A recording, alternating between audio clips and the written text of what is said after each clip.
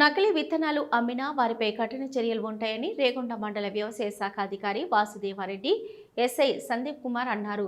జయశంకర్ భూపాలపల్లి జిల్లా రేగొండ మండలంలోని ఫెర్టిలైజర్ షాపుల్లో తనిఖీలు నిర్వహించారు. మండల కేంద్రంతో పాటు వివిధ గ్రామాలలో పలు ఫెర్టిలైజర్ డీలర్లతో సమావేశం ఏర్పాటు చేశారు. ఈ సందర్భంగా వారు మాట్లాడుతూ రాబోయే వర్షాకాల సీజన్కి రైతులు పత్తి, మిర్చి పంట సాగు కోసం విత్తనాలు కొనుగోలు చేయనున్న నేపథ్యంలో పలు కీలక సూచనలు చేశారు.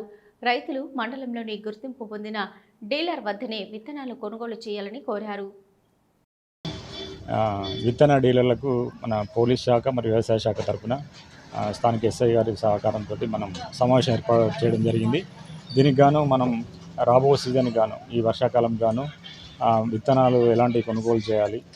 పత్తి విత్తనాలలో ప్రముఖంగా మనకు వాణిజ్య పంట రేగొండలో దాదాపు 9,500 ఎకరాలు పంట నమోదయ్యే అవకాశం ఉంది. గత సీజన్తో పోల్చుకుంటే దాదాపు 1,000-1,100 ఎకరాలు పత్తి విస్తీర్ణం పెరుగుతుంది. దీనికి అనుగుణంగా మిర్చి కూడా కొంత ఏరియా తగ్గుతుంది.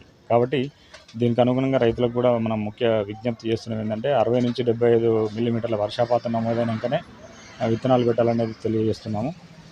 అదేవిధంగా మనకు మండలంలో దాదాపు అన్ని అధీకృత లైసెన్స్ డీలర్ల దగ్గర దాదాపు మనకు పత్తి విత్తనాలన్నీ అందుబాటులో ఉన్నాయి. అన్ని రకాలు అందుబాటులో ఉన్నాయి. ఈసారి ఎలాంటి కొరత లేదు. విత్తనాలకు ప్రత్యేకంగా ఈ రకం కావాలనేది ఏం లేదు. కాబట్టి రైతు సోదరులు తప్పకుండా మీకు నచ్చిన విత్తనాలను, ఇవన్నీ ప్రైవేట్ కంపెనీ విత్తనాలు కాబట్టి మీకు నచ్చిన విత్తనాలను అధీకృత లైసెన్స్ పొందిన డీలర్ల దగ్గర కొనుగోలు చేసి ఆ రసీదును పంటకాలం పూర్తయ్యే వరకు భద్రపరుచుకొని ఎలాంటి ఒకవేళ సమస్యలు వచ్చినప్పుడు వాటిని మా దృష్టికి తీసుకురావాల్సిందిగా విజ్ఞప్తి చేస్తున్నాము. అదేవిధంగా ఏదైతే విత్తన షాప్ డీలర్లకు కూడా ఈరోజు చెప్పడం జరిగింది. ఏదైతే ఎంఆర్పి ధర BG2 పత్తి విత్తనాల ధర 901గా నిర్ణయించడం జరిగింది గవర్నమెంట్.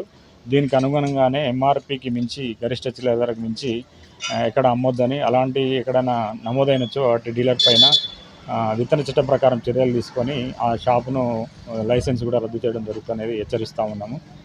అదేవిధంగా ఎక్కడైతే BG3 పత్తి విత్తనాలకు మన రాష్ట్ర ప్రభుత్వం ఎలాంటి అనుమతి ఇవ్వలేదు, ఎక్కడన్నా సంచారం చెందుకుంటూ ఎక్కడన్నా రైతుల ద్వారా మొబిలిటీ ద్వారా వచ్చి ఉంటే మాత్రం అలాంటి సమాచారాన్ని పోలీస్ శాఖకు కానీ వ్యవసాయ శాఖకు కానీ ఇస్తే అలాంటి పైన కఠిన చర్యలు తీసుకొని రైతులు నష్టపోకుండా చేయడానికి ఉపయోగపడుతున్నది విజ్ఞప్తి చేస్తున్నాం.